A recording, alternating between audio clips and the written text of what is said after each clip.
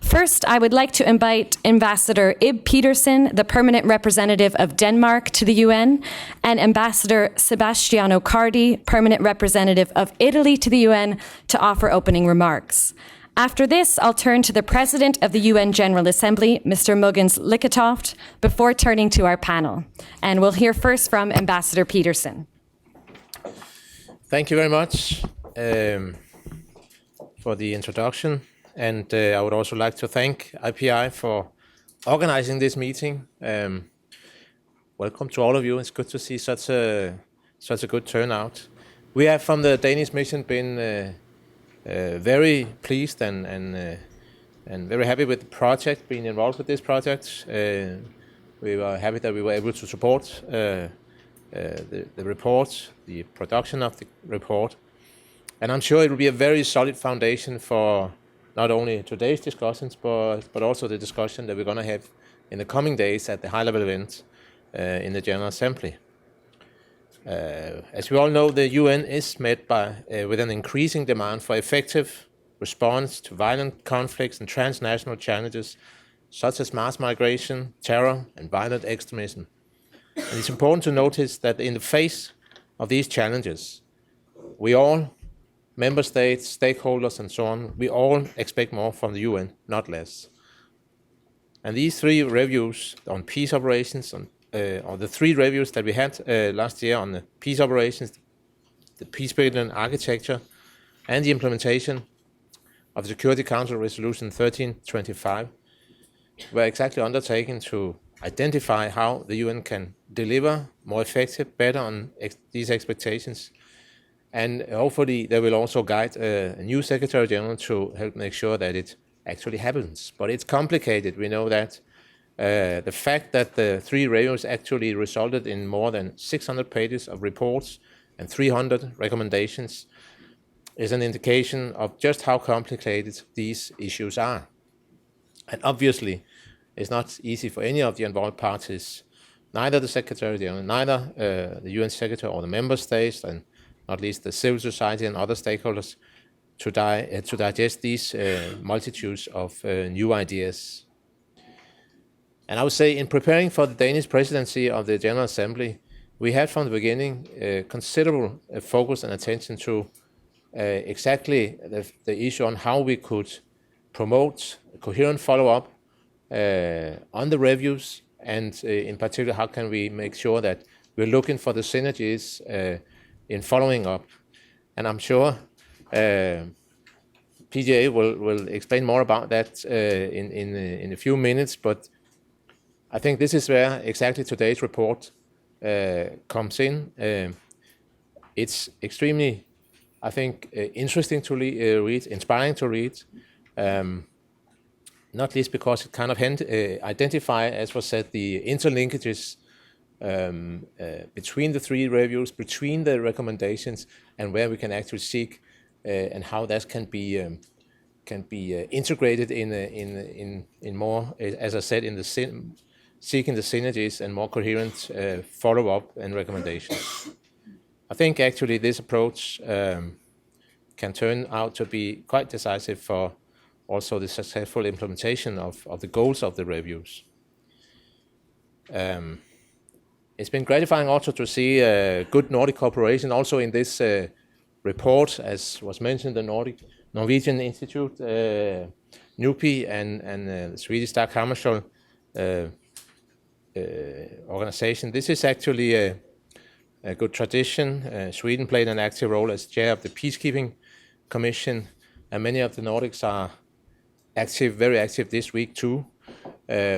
And there also that we are launching it here with IPI, with the Norwegian at its helmet, is also underlining this. Sweden will also host a related seminar at IPI tomorrow on the recommendations pertaining to regional partnerships and focus on the UN-AU partnership.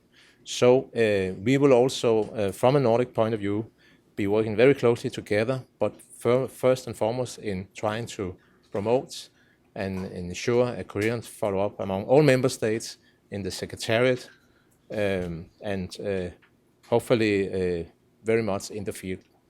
So without further ado, I will again thank IPI for hosting this, and I will leave my colleague to Sebastiano, my Italian, or the floor to my colleague Sebastiano. Thank you very much for coming. Thank you very much, Ib. We are not a northern country, but we are glad to be here and to be part of this club, because we think we can give a small contribution, and we are very glad to partner with Denmark, the various think tanks, and of course IPI, and first of all President Liketov, Ambassador Pedersen, Ib. As I said, we're very happy to be here again at the IPI. We seem to be coming very often here. It's very important for us, this cooperation. We have been able to present a lot of issues. Today, the presentation of the strategic report on synergies and connectors between the three major reviews, and you know very well which one they are, is an important one.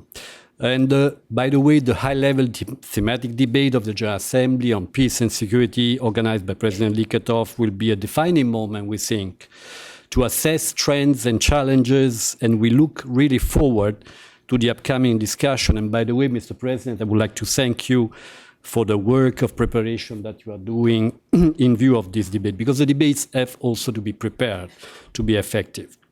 The report that I presented today, I of course read it, is a very interesting one, has one clear aim: to make sense of it all, because the challenges we are facing are so complicated, so difficult, that we have to get the help of not only the UN people, but outside world. We have to identify underlying common themes and assess what we can do and how we can do it to update our toolbox vis-à-vis today's security challenges. I'm sure that we are going to hear they are today, as I said, more complex than ever. The world faces new asymmetric threats with very deep-rooted causes. The borderless challenges that define our times, such as mass migration, refugee flows, climate change, food insecurity, cause significant, far-reaching and deeply destabilizing repercussions. There is, of course, only one viable reply, and which is effective multilateralism, based on stronger prevention and mediation capacities, as the report clearly underlines. As a matter of fact, the silver lining, we think, of a more complex environment with more actors is that there are also more opportunities to solve problems if we are able to rally a significant number of states and organizations, especially we think at the sub-regional level, around a common cause. And we think if we have to avoid the mistakes of the past, when military response was too hastily chosen as the instrument of choice to address conflict situation. Experience has shown that it was not. And the Libyan and Syrian crisis show us the need to always privilege political negotiations over military solutions. In the case of Libya, especially, in which Italy is very involved, we must not forget the need also to involve all relevant stakeholders, especially in Africa, having the Libyan crisis direct implications on many African countries of the Sahel region and beyond. So by carrying out the three review processes, the UN has acknowledged the need to strengthen the effectiveness, coherence, and relevance of peace and security architecture to make it better fit for purpose and able to respond more effectively to today's crisis. And I'm sure that today's panel will show us some new insight for this endeavor. Thank you very much to everybody. Thank you. Thank you, ambassadors. Indeed, I think that's a useful context for the environment that the reviews came out of, and now for the environment that the high-level debate on peace and security is looking to address. And to tell us more about the spirit and purpose of that high-level debate, I invite the President of the UN General Assembly to deliver his keynote address. Thank you very much. And first of all, thank you to Ambassadors Pedersen and Cardi and IPI, all partners involved in organizing today's event. As you all know, of course, This event was informed by a series of regional workshops organized with think tanks, civil society, individual experts, some of whom also present here today. And each of these actors expressed their interest in engaging in an open discussion in advance of the high-level thematic debate I'm organizing tomorrow at the UN headquarters. I wish to express my sincere appreciation for the work done and the sustained engagement. We have had 15 expert meetings between January and April in all regions of the world, from Brussels to Brasilia, Monrovia and Shanghai and many other places. Those meetings have involved diplomats, civil society, private sector, senior officials from regional organizations such as the African Union and the European Union, the League of Arab States, and many other stakeholders. And they focused on a wide spectrum of issues of prevention, mediation, human rights, role of the military, of course, business, civil society, the implementation of UN policies at the local level in Africa, in the Arab world and elsewhere, and the relationship with regional and sub-regional organizations.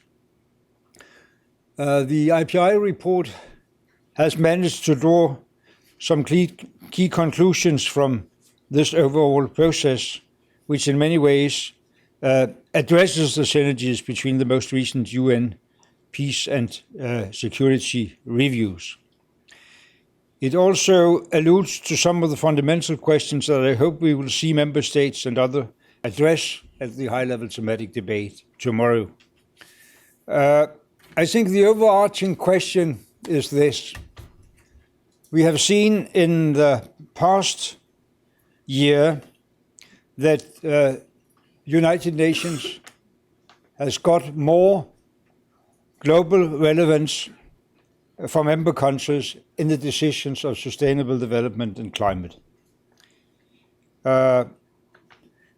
And what we want to hope for and fight for is that the United Nations also in the area of peace and security will be much more relevant for the member states, including the major ones, than it has been in recent years.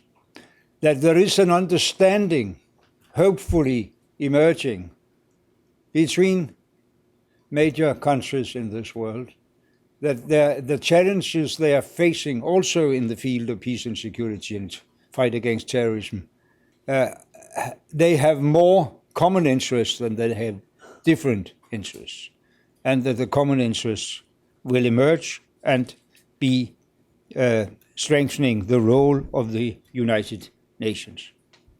We are facing a very complex landscape, both the challenges we are facing, the deficiencies in the tools and capabilities, capacities we have to tackle those challenges, and what will the member states be able to turn to the United Nations of responsibilities.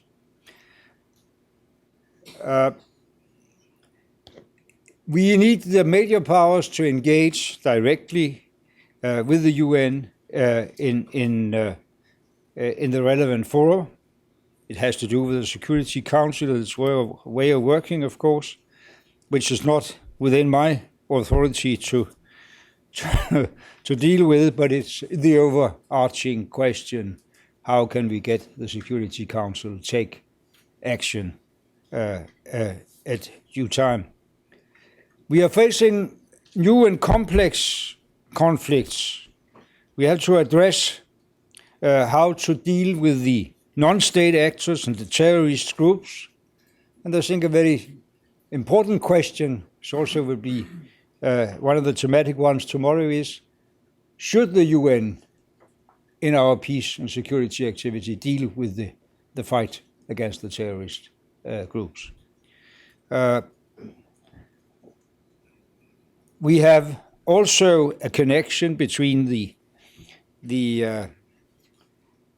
peace and security actions to the global challenges that also has security policy dimensions, the pandemics, the displacement of populations, and so on. And we have to connect with that. We have sustained conflicts, which we have a lot of reason to do much, much better with in order not to let them go on for decades. There are, of course, promising developments in the work inside the United Nations. Just 10 days ago, we got this landmark resolution, both in the GA and the Security Council, on the peace building, which brings forward a definition of sustained peace, opens the way to important institutional developments.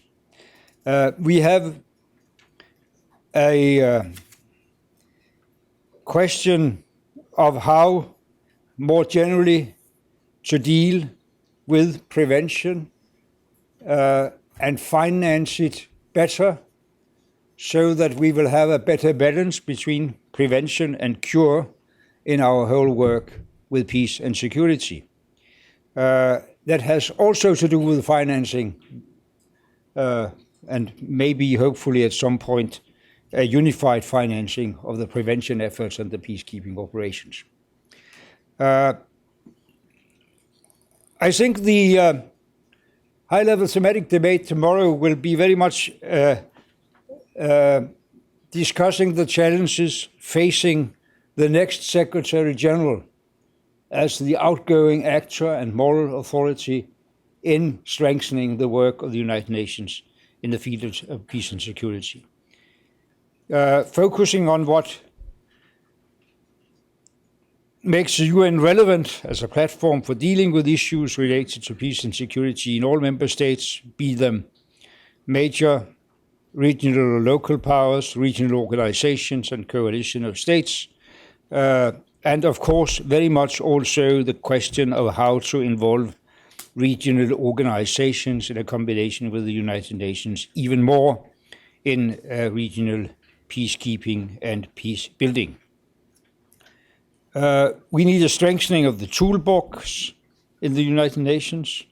There are lots of good ideas in the 3 reviews we're talking about, but there needs to be action on the ground in order to sharpen and improve some of those tools in practice. And of course, we have to discuss the integration of efforts related to peace and security with development, rule of law, inclusive political institutions and justice, all the things that are actually mentioned and dealt with in the Sustainable Development Goals.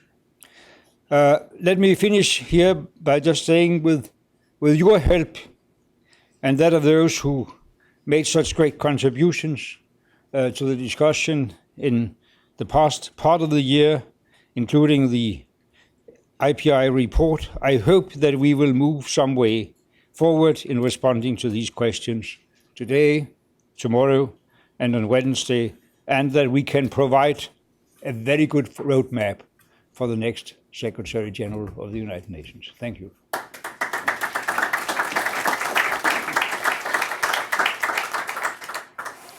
Thank you, Mr. President. And indeed, we benefited from the very collaborative and global nature of the preparations for the high-level debate.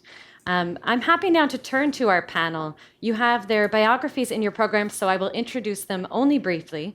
To my far right, we have Michelle Griffin, the Director of the Policy Planning Unit in the Executive Office of the Secretary General.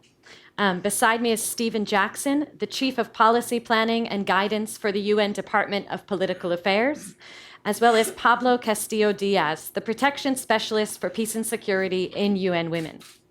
I'm going to ask 2 sets of questions to our panel here to guide our conversation. The first set will really focus on the big picture, linkages and areas of synergies among the 3 reviews. And the second set will focus in on more specific issues and recommendations, looking ahead to implementation and asking how to change practices. And our speakers have been asked to keep their responses in the ballpark of 3 minutes each. So we'll see how that works, but we will, in any case, have plenty of time for questions from all of you who have joined us today.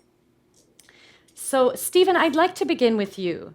As already mentioned, we've heard that there's hope that the newly adopted resolutions on sustaining peace can turn peace building into a bridge across the UN system. So in your view, how can sustaining peace help break the UN out of sectoral approaches to peace and conflict and unite across the organization's 3 pillars? Well, thank you so much for that, and good afternoon, everybody. Perhaps I'll take 30 seconds of my 3 minutes to thank IPI and the organizers on all of our behalves, and maybe also to thank so many of the people who I see in the audience who are intimately involved in the peacebuilding review and in the resolutions that have come in answer to them, and particularly sitting down towards the back of the room so modestly, as is his wont, is Ambassador Gert Rosenthal, to whom all the credit really for the report is due, and it really should be he and not me sitting up here. So Gert, thank you as always.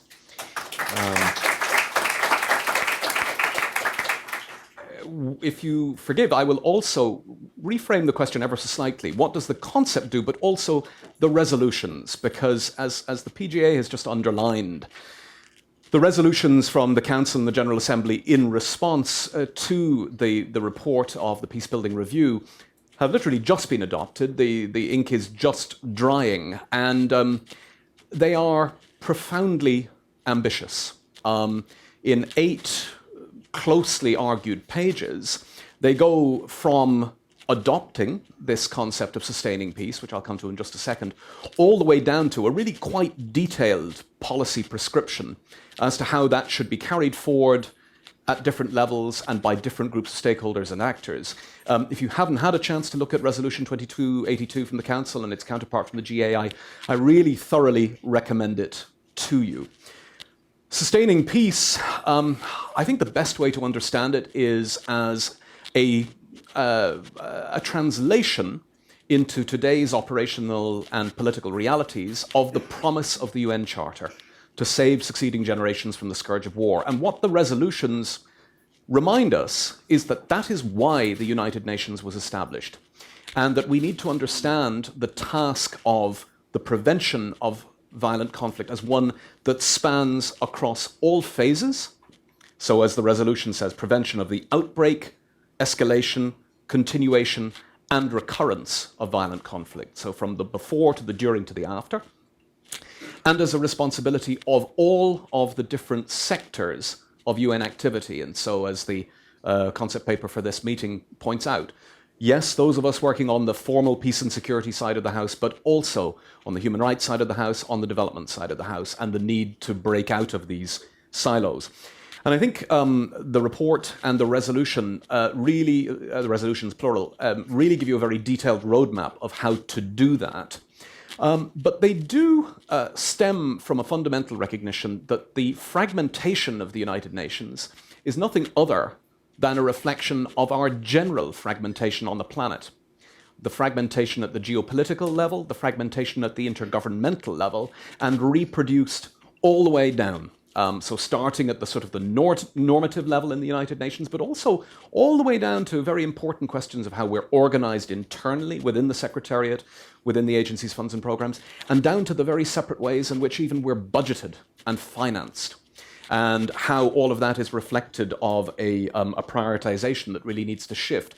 So all of this is to say that I think the resolutions are a roadmap that really show us how, if we want to live up to this challenge of sustaining peace across all of the activity that we engage in, then this is how we go about it.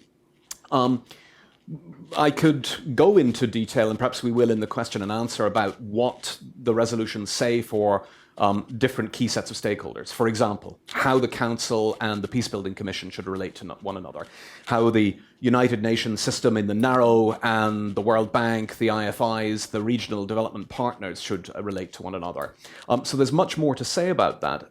In the interests of time, I'll put that to one side, and I'll rather say the following in wind up. We've said a lot, and you, Mr. President, were quite right to insist on the coherence of the 3 reviews and the synergies amongst them. But there is one key area in which they differ, and I think it's important to recall because it leads to an action point for all of you, if you'll forgive me. The high-level panel on peace operations was, of course, at the initiative of the Secretary-General. And so in the first instance, it takes the form of a report by a panel of experts, and then a Secretary-General's report responding to that goes out to the wider world and invites the members to give their views. Peacebuilding review is exactly the other way around. It came from the membership. It came from the General Assembly and the Security Council, and it went back to them. And it's that leads to this very detailed set of paired resolutions, 8 pages long. And that's its strength, I think, because the membership has very firmly spoken and said, yes, we subscribe to this concept of sustaining peace and we want to see it implemented. The interesting thing is that it's only now, in a certain sense, that the UN system is called upon to engage. And so I'd close by saying that if we're committed to using this change in mindset that sustaining peace represents, then actually the membership, the member states, international civil society need in fact now to be holding the United Nations feet to the fire to say, okay, so how do you propose to implement that? And I think that's going to be a very interesting process that's really only beginning now and that will crescendo in about 1.5 to 2 years from now. The resolutions foresee the submission of another quite detailed implementation report and a high-level event on sustaining peace, one more General Assembly session from now. And so very, very important to close that all of you are part of keeping us inside the UN system honest and focused on the need to carry this forward. Thank you. Thank you. And Michelle, can you update us on how the reviews are informing new thinking in the Executive Office of the Secretary General? And are any new changes already underway? Okay. The thinking in EOSG, as I hope in the rest of the system, is that these reviews really are a package and should be kind of treated as such and discussed as such. And I think that we are very conscious, especially maybe those of us who have been in the system a long time, that we've been down this road before with the Brahimi report and other reports in the past, where very important ideas are put on the table about overhauling the peace and security architecture of the system so as to kind of cope with today's and tomorrow's challenges, underpinned by some very big ideas, and I think that this is true of these 3 reviews, ideas about where and how we need to rebuild trust between member states, between different groups of member states, be it the Council and troop contributors, major funders, others, also between the Secretariat and member states. There's, I think we're conscious that we need a kind of a sense of global partnership and a real collective effort if we're going to respond to the peace and security challenges of today. And it's really important that that same spirit actually underpin the approach to the 3 reviews. And Stephen mentioned that they have slightly different provenances and they're different in nature with respect to where they came from. But they really are actually staggeringly convergent in their messaging. And I hope that resonates with member states and that people kind of really listen to the messaging that underpins them, and that we don't make the mistake of embarking on a kind of a selective cherry-picking reform effort that loses the underlying messaging of these 3 reviews. And I think if you look back at the Brahimi report, which is mentioned many times in the very good IPI report for this meeting, it's a little bit disheartening to see how many of the really important ideas in Brahimi are as valid today as they were back then. And I hope that we all collectively can ask ourselves the question as to why that is. Why, with all of the reforms that Brahimi spawned, and all of the very, very important reforms that are already underway as a result of these 3 reviews, why are we still coming to the same conclusions about what is needed, about the kind of primacy of political solutions, the need to avoid institutional fixes to fundamental political problems, the importance of prevention. I mean, I started in the UN more than 20 years ago, and I could write the same report today that I wrote back then about the why are we failing at prevention, how to do better. And I think that, frankly, neither humankind nor certainly the UN as an institution can afford to continue to give partial answers to these problems, or to continue to make institutional fixes to what are fundamentally political problems. Stephen mentioned the kind of fragmented governance, funding and decision-making architecture at the global level and within governments that is reproduced in the UN system. And I think that that's certainly something very much on the minds in EOSG. The UN's obviously not a government, but I think we face many of the same strains that modern governments face with the how do you address the kind of deeply complex, deeply interconnected challenges we face today, be it climate change or the kind of very transnational nature of peace and security challenges, with very functionally oriented architecture that was designed in the 40s for a very different set of problems and a very different landscape of actors. And certainly in EOSG is the place in the UN system where those strains most show, and where we are trying to grapple with the challenge of exercising more strategic leadership, pushing the system more to think across the pillars, while recognizing, and I think it's really important that we do this, silos has become a dirty word. Silo has become a dirty word, but there's a real value in division of labor. We need accountability, and we need clarity, and we need to know who does what. We need to know whose job it is to do each piece of the major very complex peace and security kind of operations that we're undertaking, but we also need to be thinking across the pillars. And I think that EOSG is the place where that strain is showing, and where we're trying to think about how to come to grips with that. More specifically, in response to your question, Andrea, there are quite a number of priorities that we're trying to push this year before the Secretary General's tenure is over. Engaging in a meaningful dialogue with member states about what prevention actually means, and Stephen is certainly well placed to speak to this as well. We're trying to kind of, it's not just a question of resources. Should I keep going? We'll keep going. Okay. Until otherwise. That's the 3-minute warning. The prevention alarm. A dialogue with member states about what it really means to do prevention effectively. Why are we continuing not to do prevention effectively?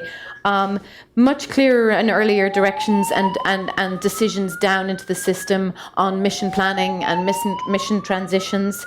We're making a big push on trying to deepen our partnerships, especially with the African Union this year. We have a lot of work underway on field support and administrative measures, and trying to really break down some of the kind of barriers to effective planning and conduct of operations that come from our own administrative and decision-making machinery. And finally, I think accountability, particularly sexual exploitation and abuse, but accountability across the board is something that the Secretary General has really pushed throughout his tenures in office, and he certainly, I think, wants to make as much progress as he can before he concludes his term. Thanks. Thank you. There must be some sort of early warning metaphor here that I know. I'm wondering what I said. Lightning is about to strike. That we're all ignoring. Yeah, exactly.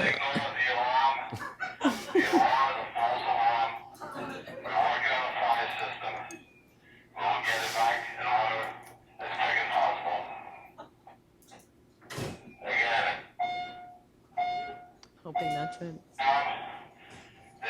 not a fire condition. Please ignore the fire alarm. We're working on a system. Okay, we'll keep going.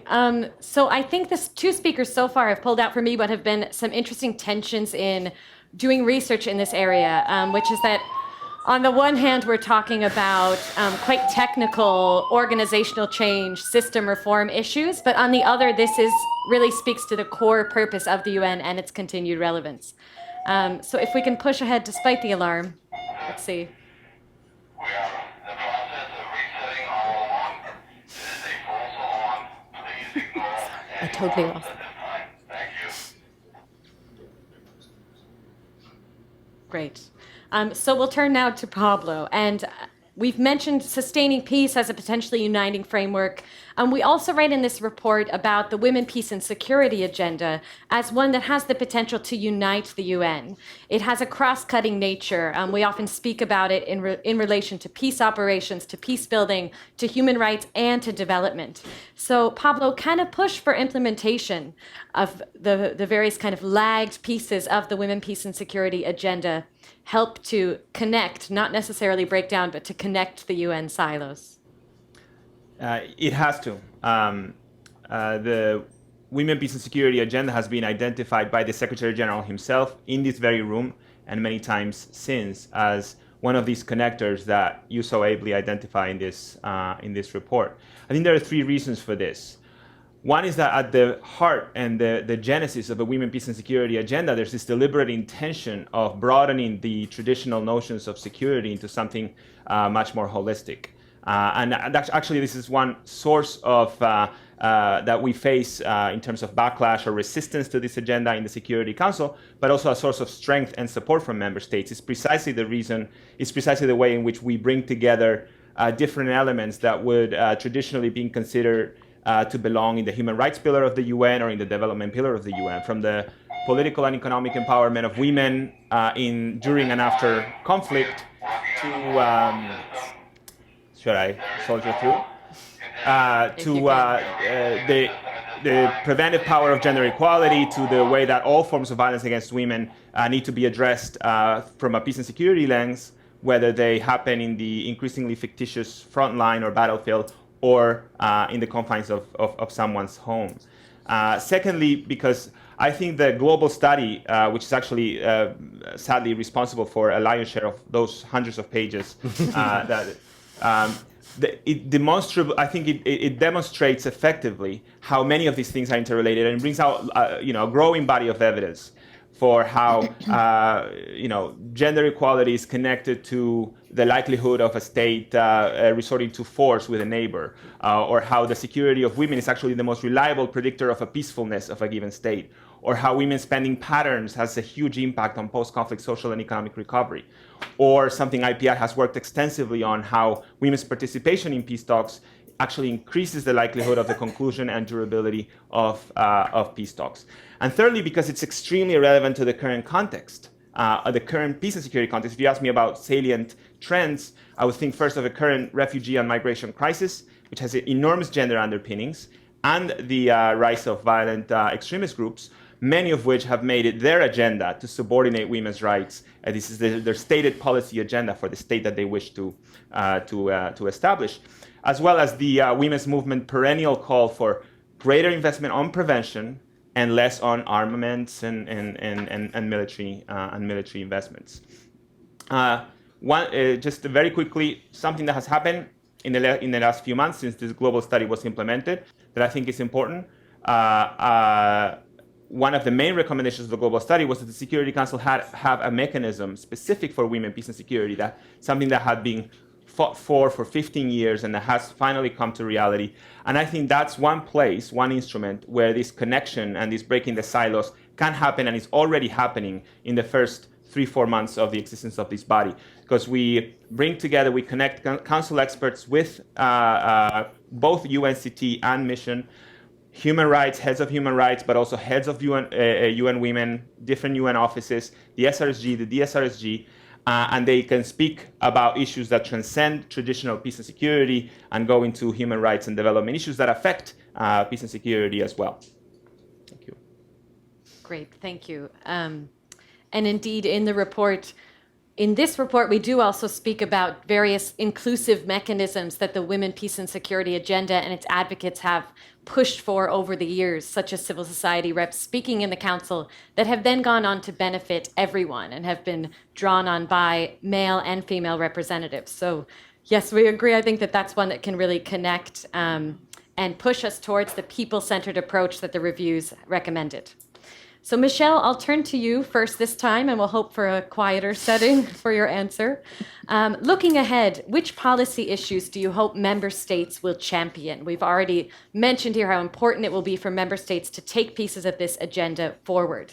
As member states do that, we know some are forming new group of friends to promote various aspects of the reviews. How can the Secretariat strengthen its cooperation with them from its side to realize the vision of these reviews? Thank you. I mean, I think a little bit, and sorry to repeat myself, I slightly lost the plot when the fire alarm went off. This notion of kind of the trust and the collectiveness of the effort, I think, you know, even symbolic commitments to a different spirit will make a difference this year. And there are a lot of opportunities to make commitments that are a lot more than symbolic, obviously. But you know, rebuilding that sense that the UN as a tool for member states in the peace and security arena is a tool that member states want to use responsibly and use with wisdom and use strategically, and that applies both to the kind of formal intergovernmental bodies, the Council, the PBC, the GA, but also kind of individually to member states and how they think about what they want from the UN in the future, and not just now, not just tomorrow, but in 5 to 10 years. Because I do think that there is a moment with the reviews, also frankly with the SDGs and the larger kind of sense of a shifting agenda, and with the change in leadership, this is an opportunity that won't come around again soon. And so I think it's really important to seize it, and to seize it with a sense of kind of what do we want out of the UN, not just next year and not just in Mali or South Sudan, but in 5 or 10 years. And so I do hope that that spirit can imbue both what the Secretariat does to support member states, but also member states in their own decision making. And I think first and foremost, getting serious about prevention is really, we have no choice. People can't afford us not to. And figuring out what does that mean for the Security Council first and foremost, and what does that mean then for the Secretariat and how we support the Council, how we report to the Council, what kinds of frank assessments and information we provide to the Council. I mean, I think everybody, nobody can be complacent with respect to prevention. We all have to do better, and we can't afford not to. I mean, when you look at 60 million people displaced around the world, when you look at the kind of price tag of humanitarian assistance, the price tag of peacekeeping, I mean, the world can't afford to continue on that path towards ever more response. We have to get better and more serious about prevention, and we have to do it now. I think that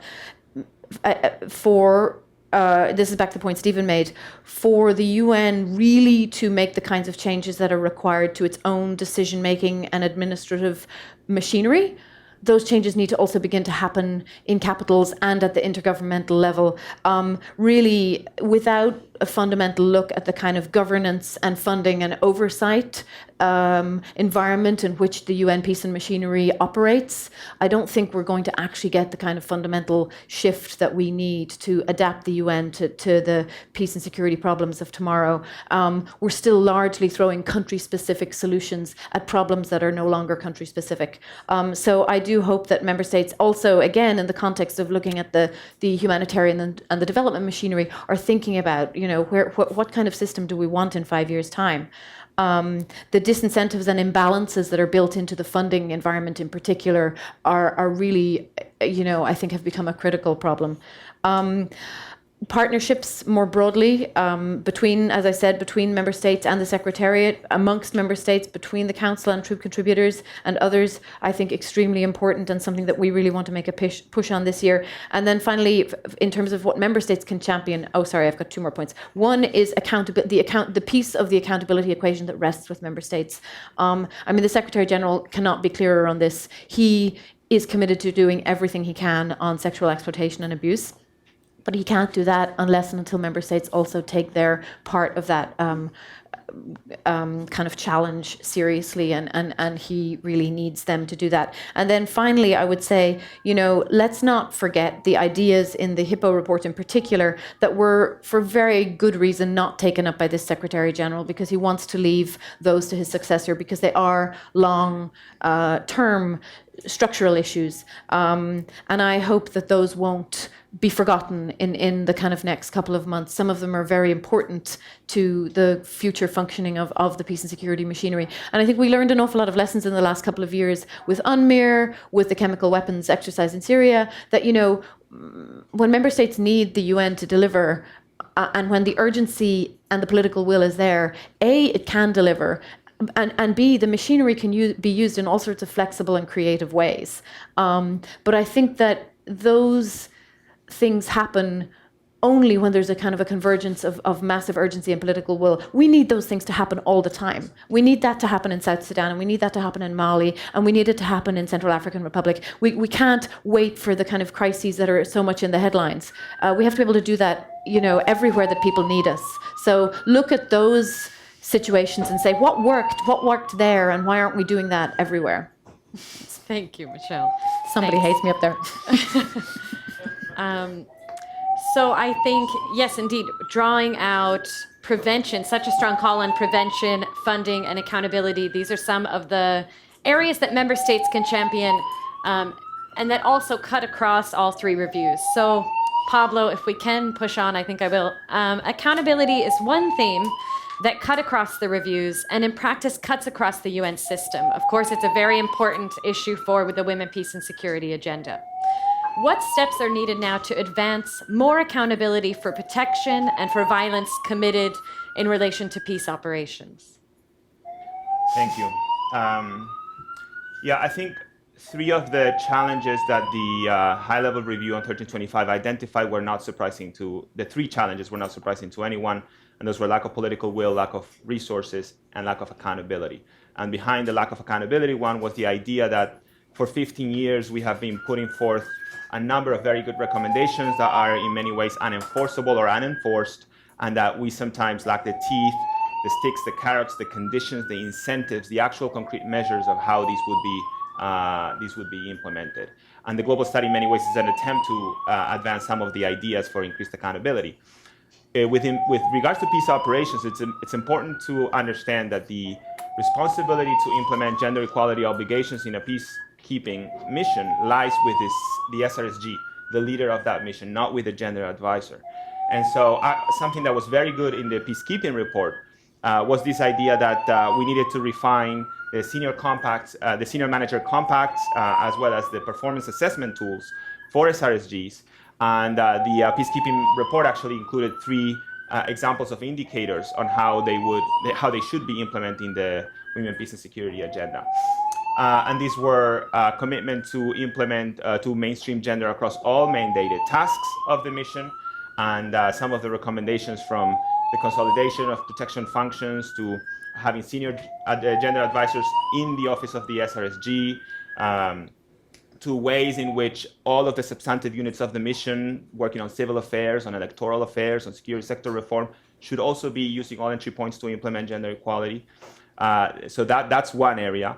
Then another indicator was promoting the advancement of gender equality among the national political elite and the national counterparts of the mission.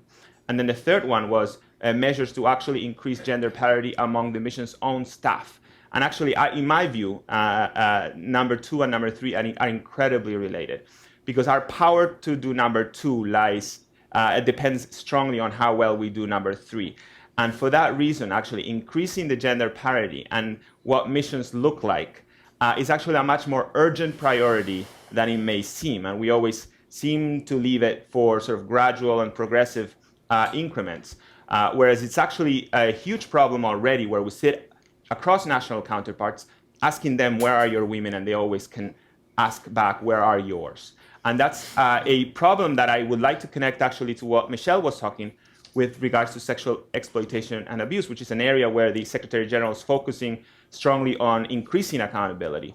And there's a lot of measures being put in place to devote even stronger measures and more robust action to vetting and to training and to holding people accountable and etc.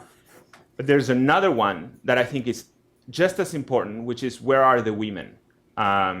In peacekeeping missions, for example, 96 to 97% of blue helmets are men. So are 90% of the police, 80% of the leadership of the mission, 70% of all civilian staff.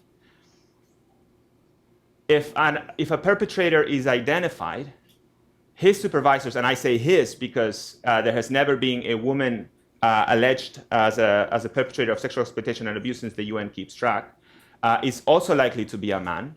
The people investigating, whether in the mission or from a member state, are likely to be men interrogating these traumatized survivors.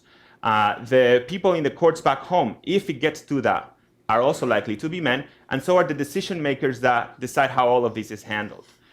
So I would finish on that point. I think that for that reason, this question that we seem to use as an answer for everything, where are the women, for the traumatized victims of these abuses actually matters a great deal. Thank you. And Stephen, I'll give you the last question before we open it up to audience discussion.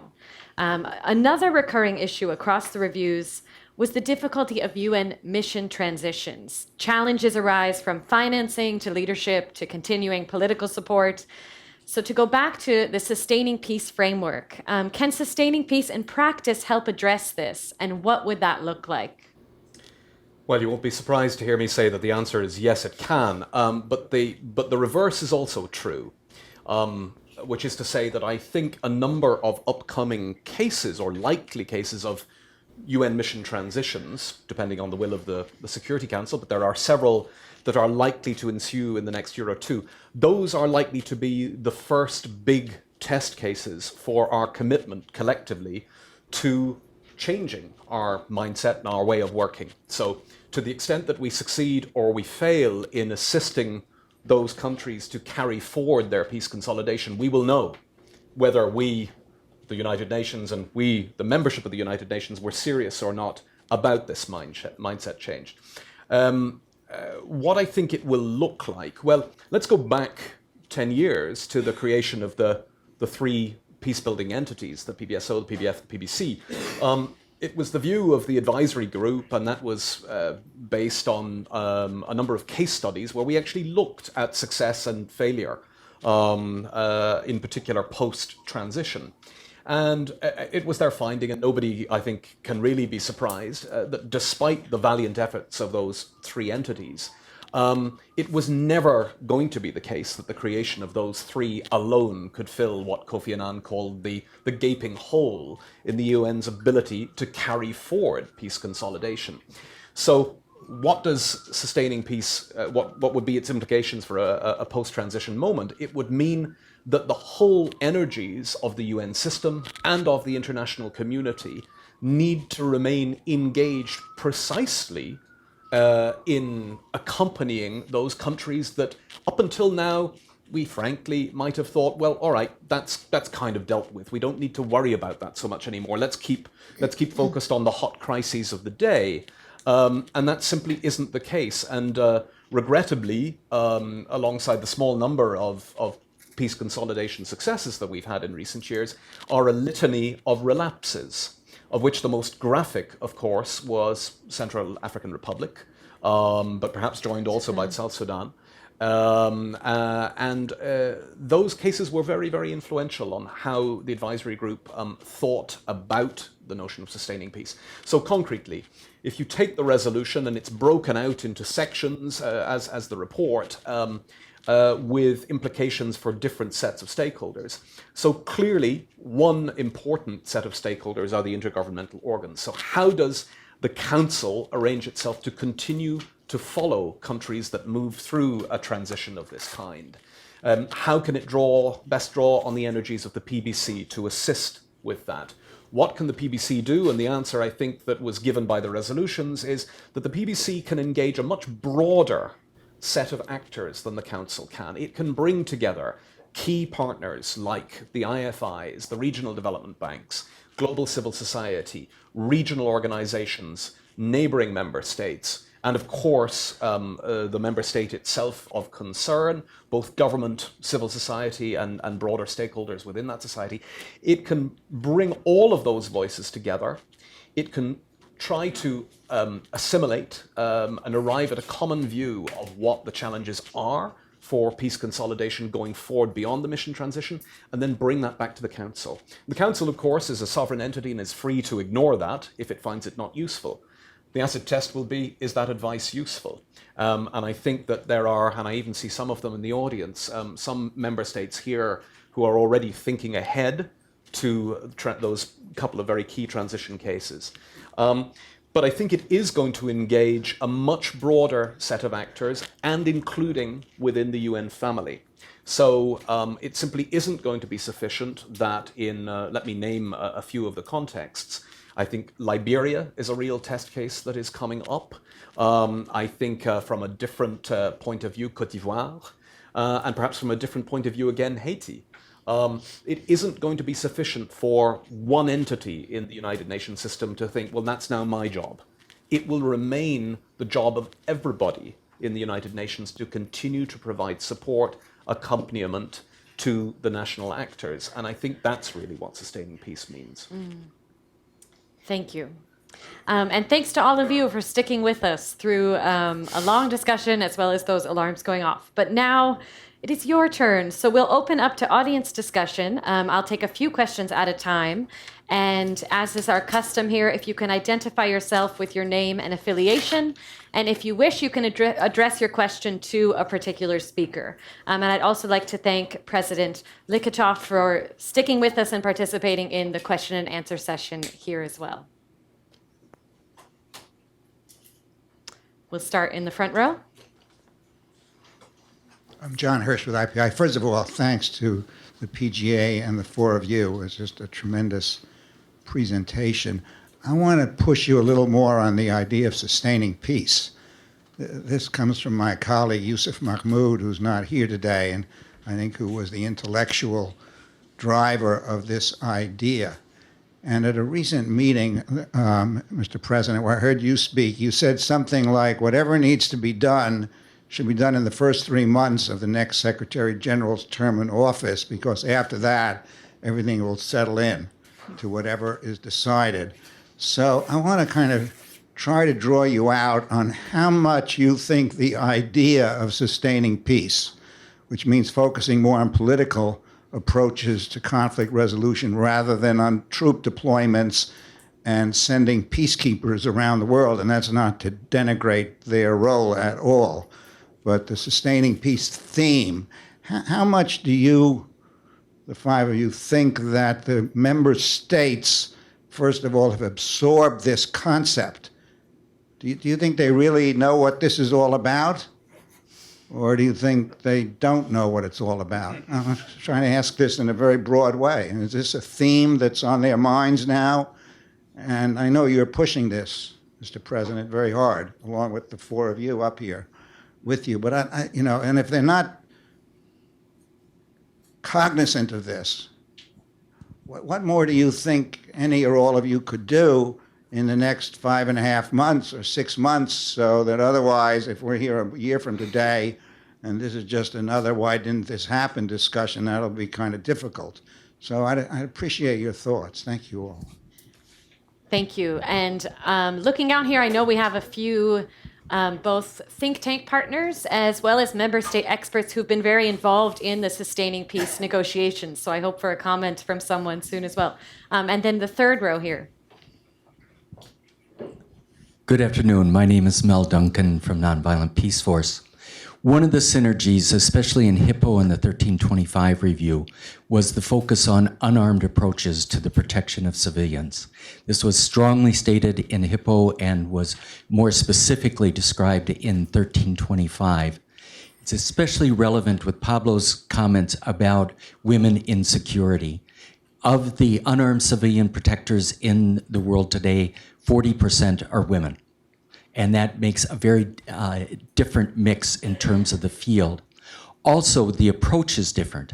That with armed peacekeeping, where the major approach is on threat or dominance, where unarmed approaches is based upon community engagement and relationship building. So noting this, and that it's somewhat muted now in these overall thematic summaries that are being made, what is going to be done to see that these recommendations are implemented? Thank you. And just the second row here, please.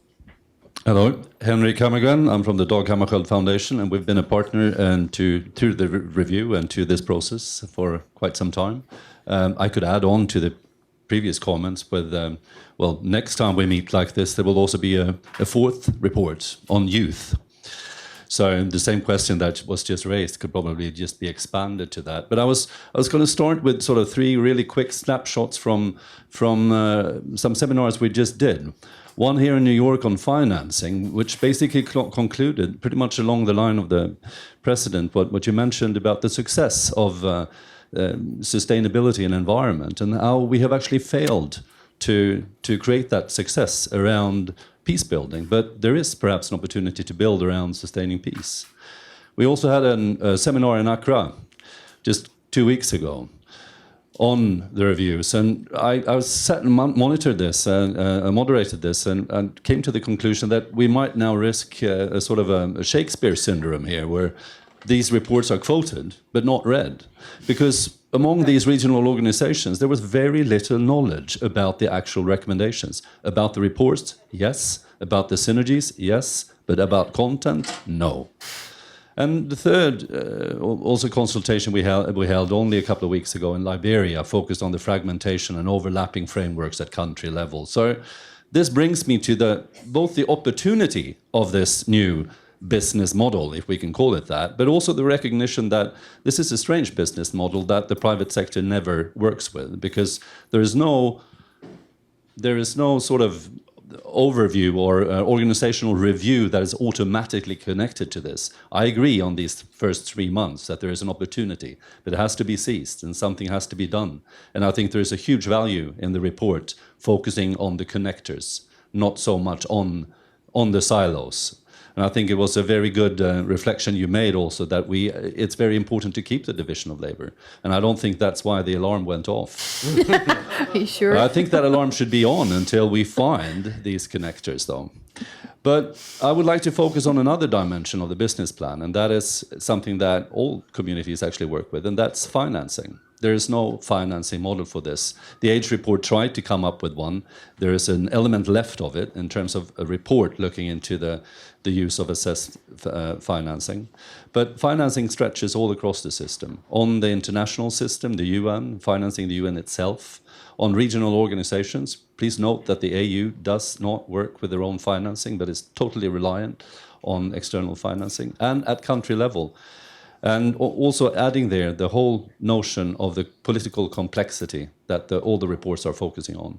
So how could that focus be sort of more enforced? The need to address the whole model, if you like, about financing. Thanks. Thank you. I think I'll take one more for the sake of time before we go back to the panel, if there's another question. Yes, right here.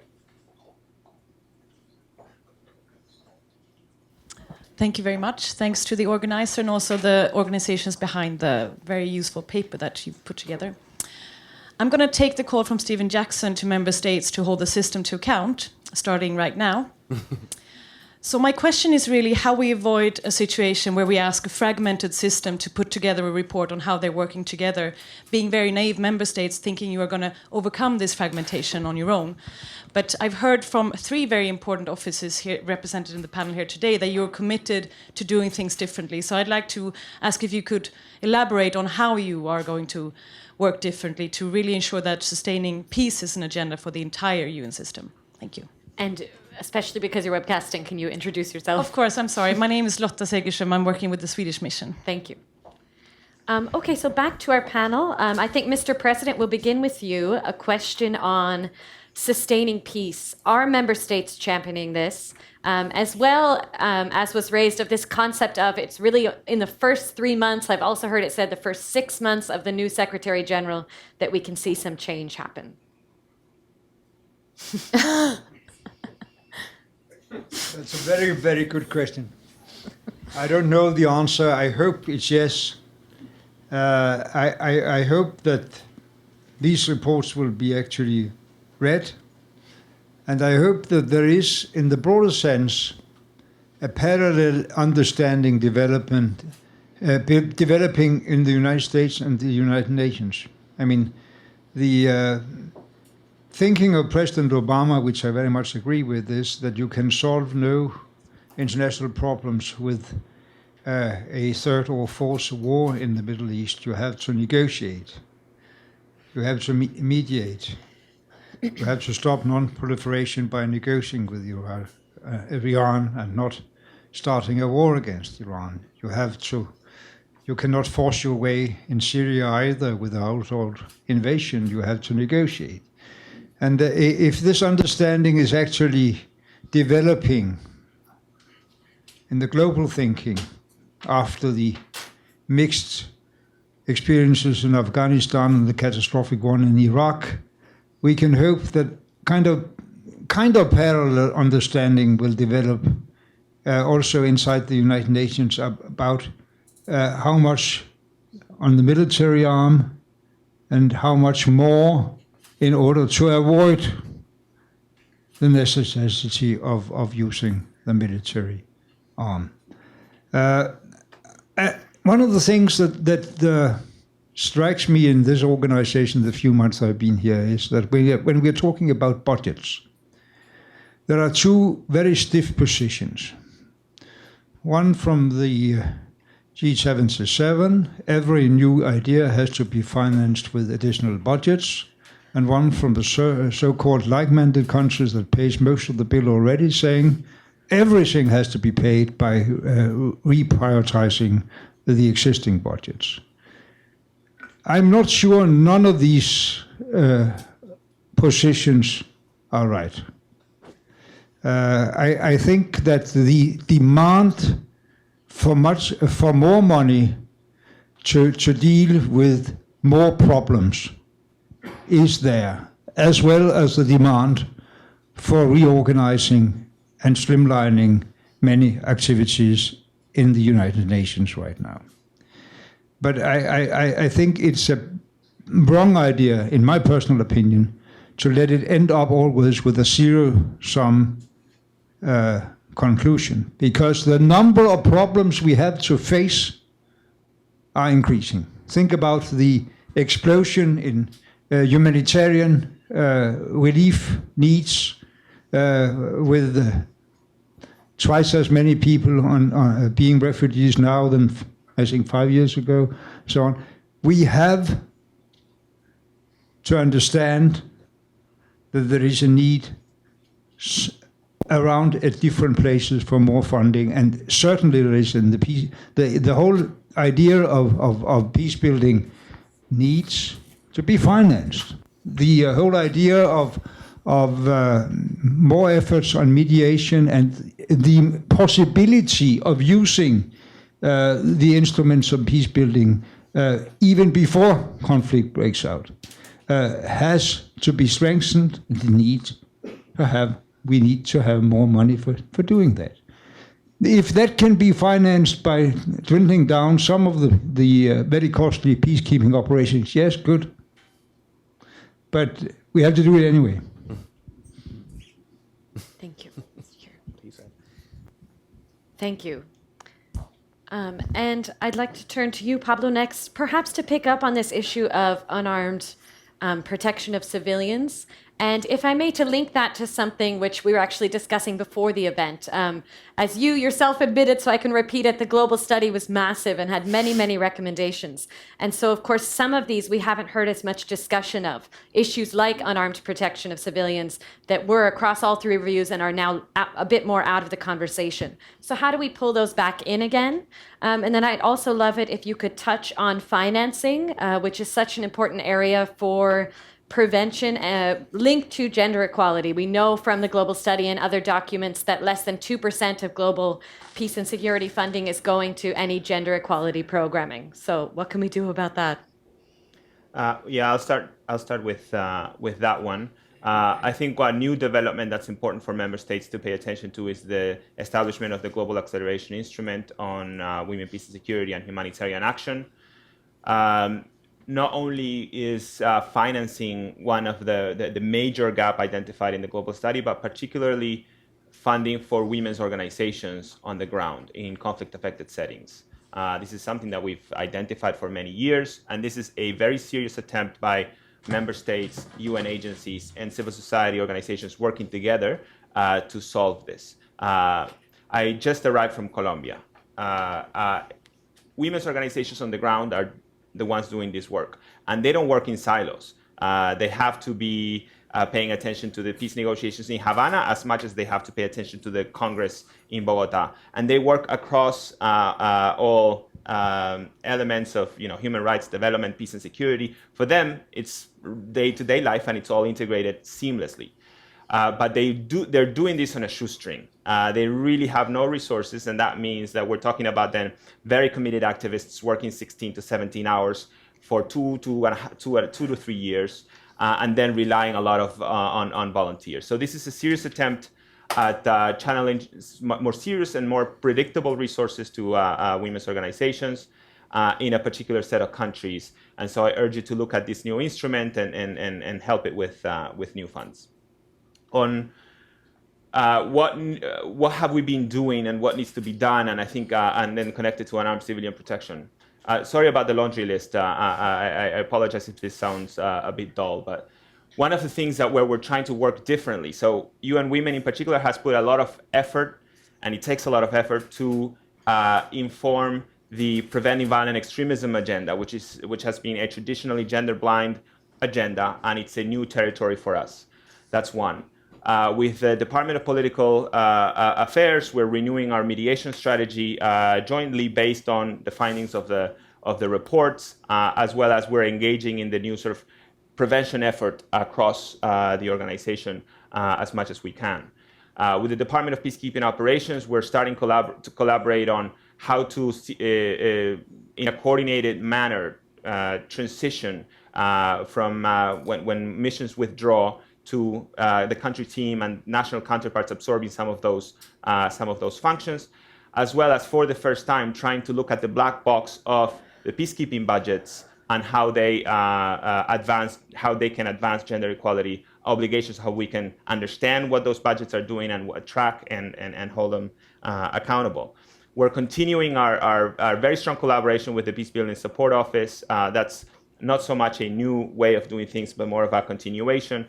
But we're really hoping to expand this 15% marker or this 15% target to other areas of peace and security.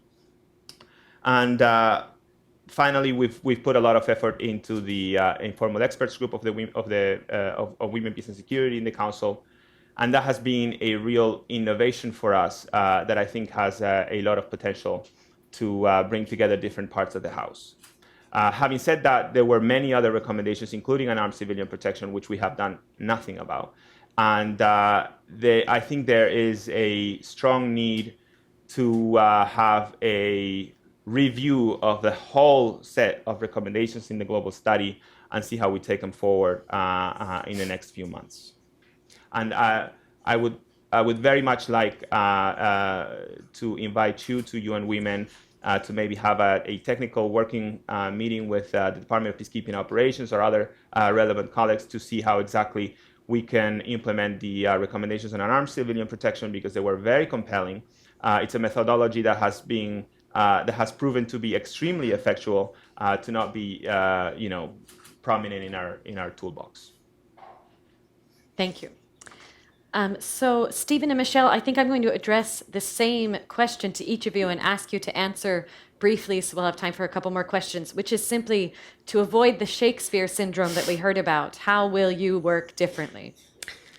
Well, there's optimism and pessimism, as always. I mean, John, your question, or Yusuf's question behind it, I do think the member states have absorbed and very resoundingly agreed to this reconception of sustaining peace. And I think actually Michelle probably gave us the best cut at it in one of her responses earlier, which was to say that when you boil it down, what does it mean? It means moving away from an overemphasis on crisis response and instead weaving a prevention perspective through everything that we do. And President, you also made the same point. The member states can clearly agree to that. They have agreed to that. And I mean, up to a point, it's a self-evident truth. I think the pessimism comes in realizing that it's going to take time for the ramifications of that changing mindset to work through. The change in terms of how we prioritize, how we provide political accompaniment and support, but also, and you just laid heavy emphasis on this, President, the question of financing and the administrative arrangements that go with that. And Henrik, you said the same thing. And there, it's not so much that I'm pessimistic, it's that I think that that will take time. And so now this comes to Lotta's question. Again, I have optimism and pessimism. Inside the House, there really is, I think, a new or a renewed spirit on working together. And it comes not just from the reviews, which have all reminded us of the need to do that, but also from something that, surprisingly, we haven't mentioned yet today, which is the 2030 Agenda, which makes exactly the same kind of call on the entire UN system to break out of the silos and provide cross-system support. So there really is a new or a renewed energy around doing that. That's not the problem. It's not a lack of commitment. But I think specifically with regard to sustaining peace, and I am landing my reply now, I promise, there is a little bit of an after you problem. No, after you. No, after you. I think we're all looking at each other going, don't want to step on your turf. So you lead off and we'll happily follow and collaborate. And there's a little bit of a question as to where sustaining peace resides in the system, because of course it's an overarching thing. And so honestly, and here we come back to the 3-month point, I don't see any alternative but to having the membership say to Madam Secretary General, as she takes office on the 1st of January, this is what we want you to prioritize. This is it. And I don't think we will get it all done in 3 months. Of course we won't. But I think if from the moment she takes office, whoever she may be, to borrow from President Obama at the White House Correspondents' Dinner the other day, whomever she may be, if the Secretary General can give a clear signal to the system, this is what I want you to do. I want you to take this up and make it meaningful, then we all will. And so over the next 6 months, the membership can really be helpful in generating that expectation. Well, very quickly, since I agree with most of what just got said, and in answer to kind of two of the questions on whether member states have absorbed what it really means to sustain peace, I mean, I think the answer is yes and no. I think they're very cognizant, as we all are, of the fact that it takes generations to actually do this properly and do it well. And, you know, part of it is about changing not so much what we're doing, but how we do it. And how honest we are about what we're doing. An awful lot of the kind of fiction we live with here in New York is the gap between the kind of stated goals of a given resolution and the actual goals that we all know we're really working towards. You know, we're not going to turn some of these crises countries into Denmark overnight, and we all know we're not, but if you look at the mandates, they make it seem like we are, and the promises that those mandates make create other problems for all of us. And so I think that in terms of what the Secretariat is beginning to try to think about doing differently, part of it is how do we engage with member states in a more honest conversation about what it is we can do in the immediate term. And this gets to this issue of kind of sequenced and prioritized mandates, two-step mandating. I mean, I'm speaking particularly about the Council here. And I think that that's hopefully a shift we can begin to bring about quite soon.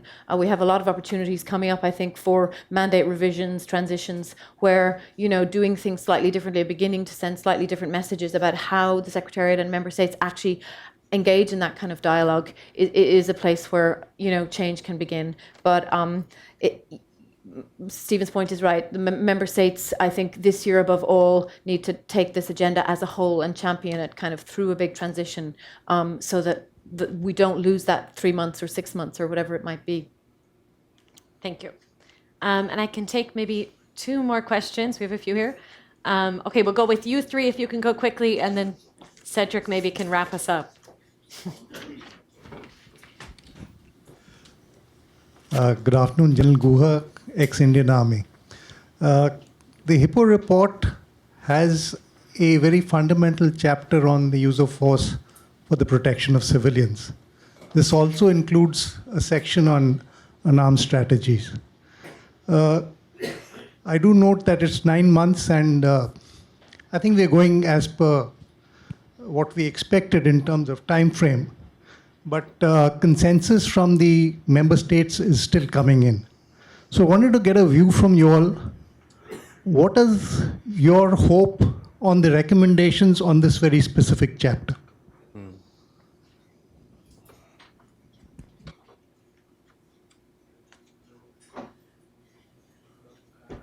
Stabel with C4CCR. I just have two quick questions to the panel. One is on the participation of women in mediation efforts. So this whole thing with practice what you preach, and how the UN and others are playing important roles in maybe putting weight on those who are paying for the mediations. I always say if it's your party, you could be able to kind of invite whom you want a little bit. And I think a lot of the Nordic countries herald themselves as 1325 supporters and pay, but don't necessarily insist on women participation.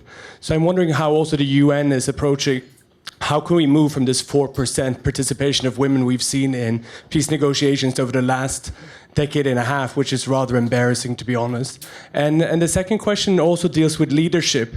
When we see those of us who've had the fortune of serving with the organization at different times in different countries, this inability to retract leadership that fails to deliver, and I'm speaking specifically to the resident coordinator function and the SRSG function, it is really, really baffling to see such an inability to show character and integrity when the Boda driver is able to pinpoint the hypocrisy in the leadership that an international organization sends to do peace negotiations. But there's a failure in countries like South Sudan and others to really implement the kind of leadership the nations deserve. And I mean, we can go through the pick of resident coordinators that have been done even with Ban Ki-moon of late. There's a lot of them you might not necessarily think are the right person for the job, and I think this is somewhere we also need to be honest. If these are supposed to be the people who are to coordinate, think if you would go to their party in school. And it's a reality, and this is a reality that we have to operate with. Hello, my name is Christopher Top. I'm with a Danish think tank called the Danish Institute for International Studies. So I am neither government nor UN staff any longer, at least. So let me raise a question that is hard to raise for UN staff and for member state officials, which is the responsibility of member states. Having read the three different reviews, I've just come across the three examples where I think sort of concerted member state action is really needed and where accountability is missing. So we're talking a lot about primacy of politics and prevention. But if we look at all the unresolved conflicts that we're looking at today, very few of them have to do with the size of the mediation capacity support of DPA, nor if we had more regional envoys. Not to say that they're not a part of the solution, but they're not the solution in themselves. When we talk about the financing issues, it's been mentioned a couple of times.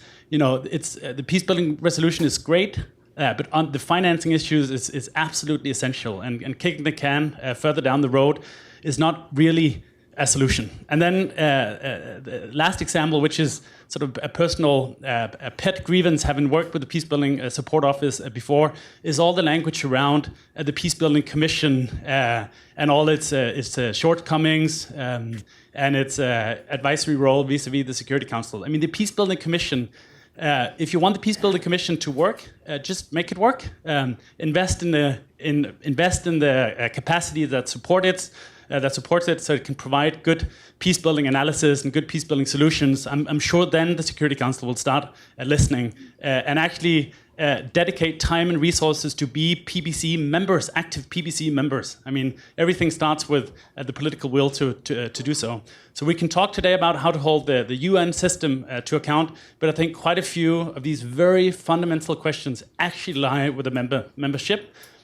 So perhaps your views on how to put in place some mechanisms to ensure that accountability also going forward. Do you want? Oh, and we'll just take actually one more comment here from our partner. Thank you very much. Cedric de Kooning from the Norwegian Institute for International Affairs. Thank you very much to the Dag Hammarskjöld Foundation and to IPI for this joint initiative. I want to very much follow up on what Christopher said and what several people said in terms of really unpacking what do we mean with sustaining peace and what are the implications for that over the next couple of months. And I think you've highlighted, on the one hand, the important role that a new Secretary General would have to play in terms of taking some of these efforts forward. But I'm also fearful that if we put all our eggs in that basket and hope that magic can appear in the next or the first 3 to 6 months of the next Secretary General, we'll be missing a lot of what we can do in the meantime. And I think, as Christopher also emphasized, I mean, a lot of this lies on the member states, especially when it comes to the financing or signaling to the Secretary General the willingness to support structural changes. And I'm wondering what it is we can do over the next couple of months to generate that thinking and those processes that will create a platform for the next Secretary General to actually act. And here I think especially perhaps the President of the General Assembly can play a role in following up on the high-level thematic debates that's going to take place over the next 2 days and the other debates you have organized, to perhaps in the months following see if you could bring together some kind of roundtables, discussions among the member states where we can start to signal and explore what the appetite is for some of the changes that are needed. And at the same time, I think that is needed within the UN system to have some of those conversations as well, so that when it comes to this opportunity for the next General Assembly, when the next Secretary General is appointed, that we all have a better sense of what is the scope and room for potential changes. Because if we wait until then, it'll be too late. Thank you very much. Thank you. Now I'm just going to go to our panel one more time, and if you could each offer perhaps a 1-minute wrap-up that responds to whichever of these very rich issues that have been raised resonate with you. So I'll start with Michelle and go this way. Well, this isn't my issue, but since nobody's up here to speak for Hippo, I'll take quickly the question about use of force. And I think, I mean, that's obviously at the crux of many peacekeeping challenges.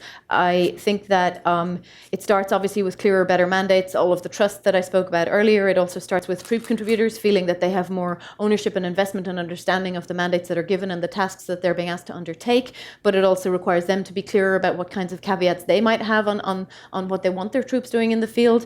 It takes more commitment and investment from the kind of countries who can provide advanced capabilities to peacekeeping to come up with those capabilities. I mean, and obviously I think the Council needs to take ownership of mandates that the system that can then deliver on, and not to make promises to people that we can't keep because they behave according to what they think we're promising, and sometimes we let them down, and we've had that tragedy too many times in the past. Let me rattle through a couple then. Participation of women in mediation, absolutely. I do think, in fact, the system has made some significant advances in pushing that issue from our side in terms of the training of our senior mediators and really a focus on best practices in this area. There is the ultimate constraint that we have to get to the table those who can have an influence on the violence both directly and indirectly. And we are not always in a position to influence that as strongly as we would like. But I hear you on the idea of using those funding peace processes as a mechanism of leverage for that. The leadership question, also very much agree with you. I'll simply register that along with the UN's responsibility in that is, again, member states, because some of that leadership comes directly from them. Then the three remaining questions on the PBC, very much agree, but I do think that has already started to happen. I think the PBC is stretching its wings now in interesting ways. It's been doing so for the last couple of years. I think we're going to see a real acid test now, as I said, particularly on some of these transition cases. And if the PBC can really prove its utility to the Security Council on some of those, I think that will open up that has the potential to open up a new chapter for the entity. Finance, I very much agree with you, and the PGA has already made this point as well. All of the reviews have talked about the under-prioritization of this, and you're right that this is the one area that the resolutions did not bite off. But they did do the next best thing, and I think they did so very consciously, which is to say, come back to us in a year and a half with really concrete, thought-through proposals on this. So that's a big area where we, the UN, and you, the membership, need to work together on ways in which we can crack that one open. And I would really say that that's an agenda item leading from this high-level debate through the appointment of the next Secretary General and through that first year and a half leading up to what would be a high-level event, not at this GA, but the one after. That will be really, really critical, and a report that will have to underpin that with some very concrete ideas on financing. So looking forward to working with all of you on that.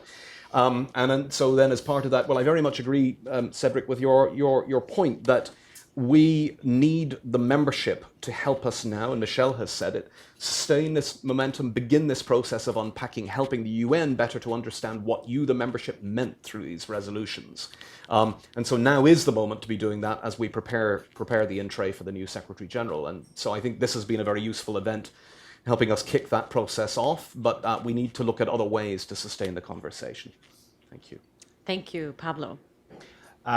Quickly again on unarmed civilian protection, obviously, what's your specific hope for this chapter? Obviously, much greater reliance on this methodology by protection actors, not just peacekeepers, but other protection actors as well, like humanitarians, which have been doing protection by presence for a very long time, and human rights, etc. Specifically, in speaking from a personal point of view, I think it's an ideal methodology to protect women's rights defenders and women community leaders more generally, which may be individually targeted in many of these settings as they're trying to occupy new spaces of leadership and visibility. And then on women's participation in mediation, there have been indeed, the global study reports significant improvements along a number of indicators. But it is also important to, in my view, provide very specific instructions. And I think the global study does this, almost mechanistic instructions, which obviously mediation is a very fluid process and doesn't lend itself so naturally to this. But that it is necessary, I think, for something that's so neglected as this. For example, you must consult with women's organizations in the first X number of weeks upon arriving, and kind of a bit more of a description of what that entails, because some of these exercises are a bit cosmetic, a bit pro forma, and more symbolic than substantive. There are great examples of how this can be done, and it takes a lot of effort and a lot of work and different strategies in the Philippines and in Colombia, which you can read in the global study. But also I would draw your attention to the example from Yemen, because in the national dialogue in Yemen, I think there were very specific measures that were put in place to make sure that it wasn't just women's presence, but women's influence that would transcend and that would play a big part in the national dialogue. And that was done with specific quotas, cross-cutting quotas with youth quotas as well, specific allotted time to give everybody a voice, make sure women's representation in the consensus committees was significant, basically that nothing could be adopted without a majority of women also being on board. And it's partly the reason why that national dialogue contains an enormous amount of actually very progressive provisions for women's rights. Thank you. And Mr. President, we'll turn to you for the last word. Yeah, I can associate myself very much with what was said about from Cedric and also from Stephen up here about the possibility we have these days, and with the high-level thematic debate tomorrow also, is to try to sharpen some of the conclusions after the input from member states. I will try to do that in a document that resumes in a way what we hear the coming 2-3 days, and hopefully that can contribute to a more unified pressure, more concrete proposals from member states, also on the financing of the strengthening of the peace building part of it.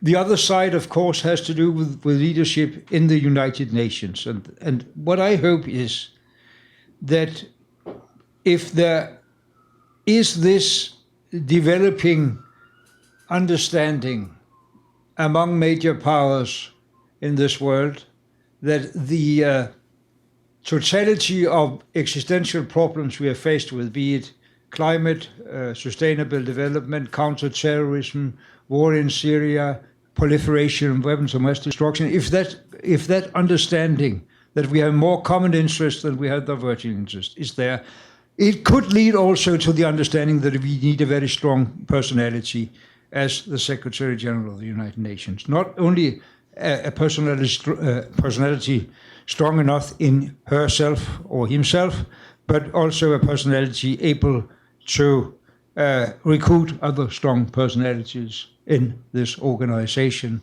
in the future leadership. On the third point being the responsibility of member states on acting on concrete crisis, threats of genocide or crimes against humanity.